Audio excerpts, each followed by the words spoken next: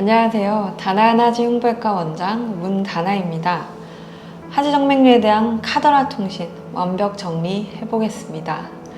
돈을 잃으면 일부는 잃는 것이다 하지만 건강을 잃었다면 전부를 잃는 것이다 라는 이야기를 들어본 적이 있으실 겁니다.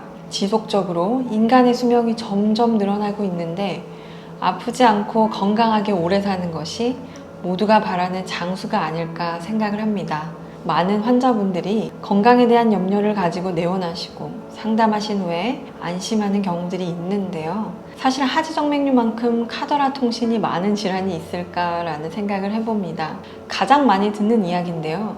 종아리 핏줄이 파랗게 비친다고 해서 하지정맥류인 것은 아닙니다. 피부가 얇은 사람도 있고 정맥 자체가 두꺼운 사람도 있으며 피부 피하층에 얇게 자리 잡고 있는 사람들도 있죠. 그래서 종아리의 핏줄이 파랗게 보인다고 해서 모두 하지정맥류는 아닙니다. 사실 하지정맥류는 심장에서 동맥으로 보내준 이미 사용된 혈액이 다시 발끝으로 갔다가 돌아오는 과정에서 생기는 질병으로 혈액의 이동 통로 속 역류를 방지하는 정맥 판막의 이상으로 인한 질환입니다. 판막은 열렸다 닫혔다 하면서 혈액의 전체적인 흐름에 관여를 하게 되는데 혈액의 흐름에 방해를 받으니 혈관이 확장되면서 파랗게 보이고 돌출되어 보이는 것입니다. 가장 중요한 것은 눈으로만 판단할 수는 없다고 말씀드리고 싶습니다. 하지정맥류는 혈관 초음파를 통해서 검사를 해 면밀하게 파악하는 것이 가장 정확합니다. 붓기나 통증이 있다고 무조건 하지정맥류라고 말씀드릴 수는 없는데요. 하지정맥류의 대표 증상이 바로 붓기와 다리가 무거워지는 현상 그리고 통증입니다. 거기에 문제가 되는 혈관의 위치에 따라 다리, 골반, 엉치까지 통증이 전달되기도 합니다.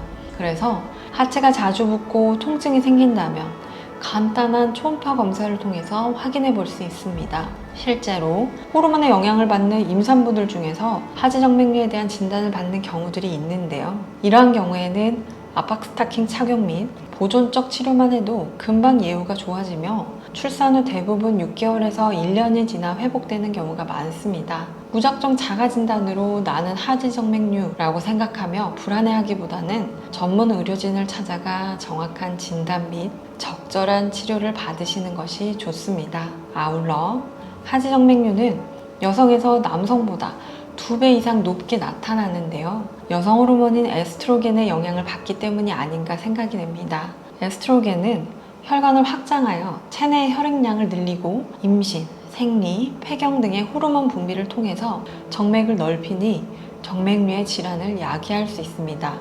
물론 비만, 과체중, 흡연 등의 복합적인 이유로 혈관에 이슈가 생겨서 하지정맥류가 만들어지기도 합니다. 하지정맥류의 치료는 보존적 치료인 압박 스타킹, 약물, 생활습관 교정, 운동과 각각의 근본적 치료인 개인의 혈관과 상황에 맞는 수술과 시술로 회복할 수 있다고 말씀드리고 싶습니다. 원인이 하지정맥류의 정맥 내 판막 기능 이상 또는 혈관의 확장이기에 근본적인 원인인 문제가 되는 혈관을 제거하거나 일부 폐쇄하는 시술을 시행해야 하는데요. 요즘의 하지정맥류 수술들은 대부분 절개가 크게 들어가지 않으며 절개가 들어가더라도 꼼꼼하고 세심하게 치료하는 것이 중요합니다. 많은 분들에게 피부에 흉터가 생기는 것은 걱정이고 부담이 될 수밖에 없죠. 그런 마음까지 잃고 흉터를 남기지 않고 환자의 혈관을 위해서 끝까지 책임지도록 노력하겠습니다.